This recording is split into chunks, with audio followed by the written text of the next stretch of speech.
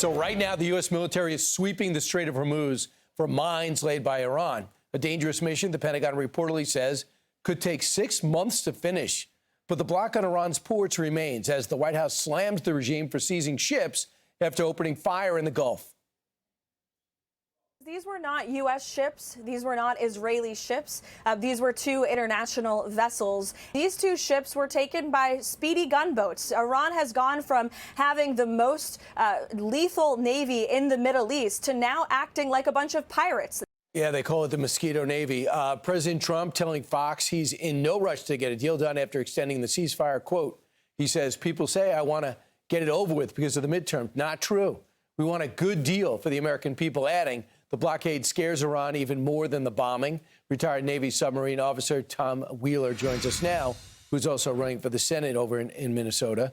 Tom, your thoughts about where we're at right now. We're blockading and they're shutting off the strait. Well, I'm thankful that President Trump showed that wisdom to not push a arbitrary timeline to resolve this expeditiously. I know everyone wants to get this done expeditiously, but the ability. All American citizens and all of our friends and allies in the region are safer.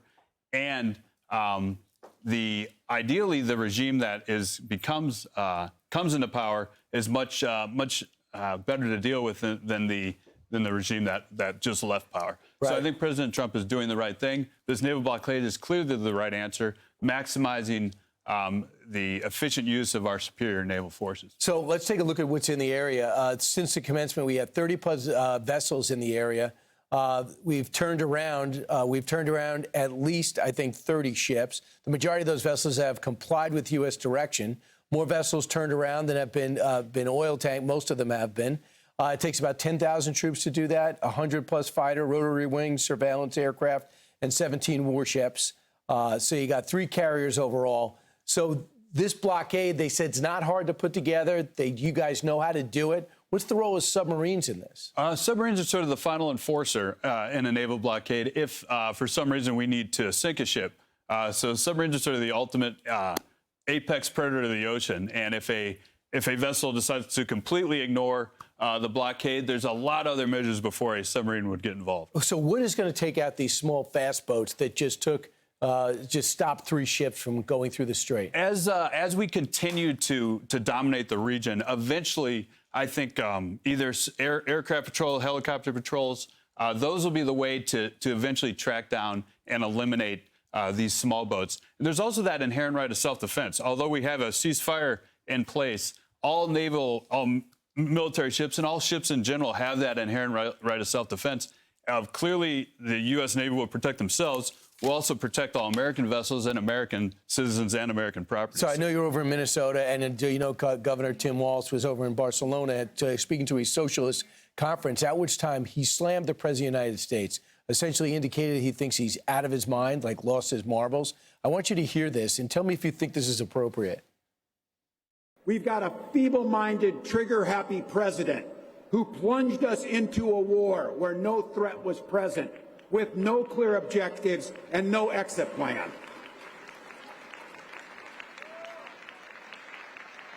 We need to call that what it is. That's fascism. Even the socialists barely cheering. But how inappropriate is that? Republican or Democrat, you could do subtle things that we used to. I'm not used to seeing that. It's absolutely unacceptable and un-American. It reminds me of my daughter last week on the way home from soccer practice said, "Daddy, are we the bad guys?"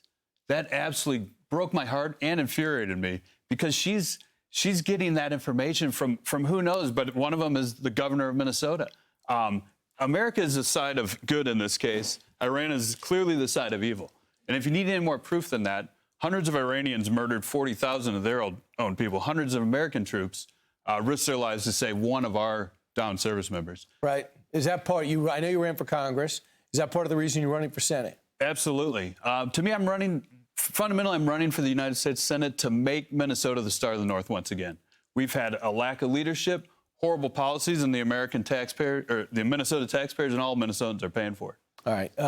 So good luck. We know that your primary is in August. It is. You're going for the Republican nomination. Absolutely. It's a little bit of an uphill battle in Minnesota for a Republican to be successful. It is, but I really think Minnesota's in play this year. For better or for worse, that fraud is keeping the spotlight on our failed one-party Democratic rule in Minnesota, and I think Minnesotans are all realizing that it's time to stop that one-party rule that we've had for 20 years. Let Republicans get in there, make some changes, lower taxes, create better economy, and finally make Minnesota the star of the North once again. Tom Weiler, thanks so much. Thank you very much for having me. Be sure to like and subscribe for all the Fox News latest on YouTube and catch full shows streaming now on Fox One.